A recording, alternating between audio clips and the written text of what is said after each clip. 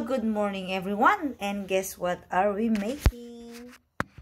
As you can see on the first part, ceviche po na, ang tawag nito,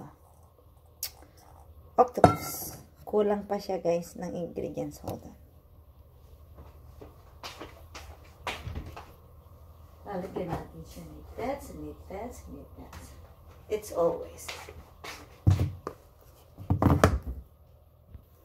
So, ayan siya guys. Na-slice ko na lahat. Meron na po yung, ang tawag nito, avocado, may luya, sibuyas, saka na-squeezean ko na ng fresh lemon. And, ayan, na-slice ko na rin ng octopus. Cook na po yan. Smoke and cook na siya. And, na-slice ko na rin ang tomato guys. So, dagdan pa rin natin ng garlic powder of course. And, of course, always black pepper. Black pepper na ayaw mamigay ng tak-tak niya. Ayan na. And then, bouillon powder. Ayan siya, guys. And, of course, konti lang na salt. Pangit naman ang maalat. Kasi dati na yan guys, maalat.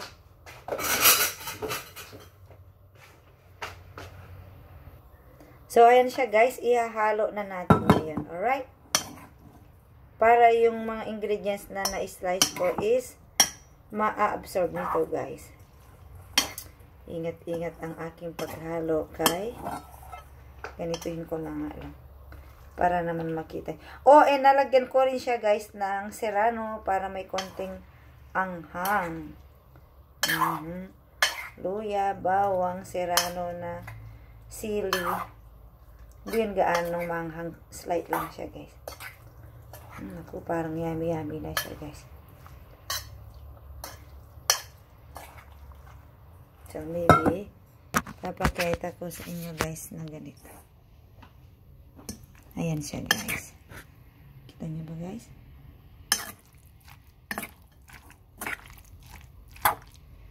Ayop, nakikita nyo. So, meron niyang lemon din guys. Ayan, avocado. Normally, ang dami kong nilalay avocado, pero wag masyado kasi pangit pala pag masyadong maraming avocado.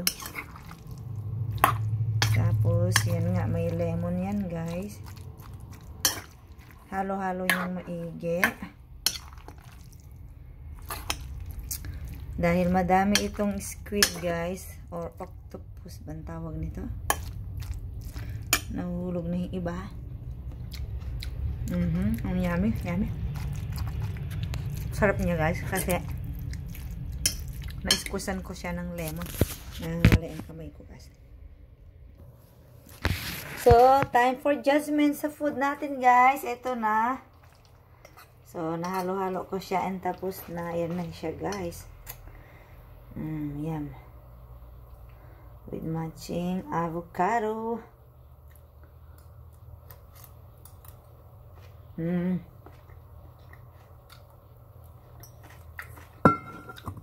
Ay, anak ko tuloy ang kakain na marami.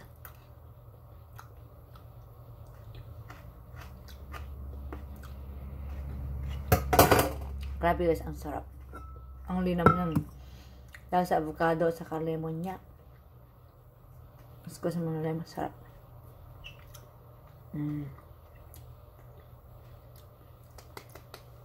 Ayan na guys, ang octopus ceviche. Sarap niya. Magpapa-rice pa more again. Mamaya ako dito. Tapos syempre, flex ko rin sa inyo. Ang apple ko guys, hindi yan nawawala sa fridge ko. Kasi after meal, I'll make sure I eat some fruits. And dragon fruit. And I forgot to buy me a blueberry. Blueberry yung lagi, meron ako niyan. So yun ngayon ang nawawala sa aking fridge guys. Ayan siya. Kung ano-ano lang. Charot. So ito, plastic wrap ko itong ano guys. Itong aking ceviche, lalagay ko muna sa freeze. Amen, ako kakain, guys. Ayan, ready na for freeze.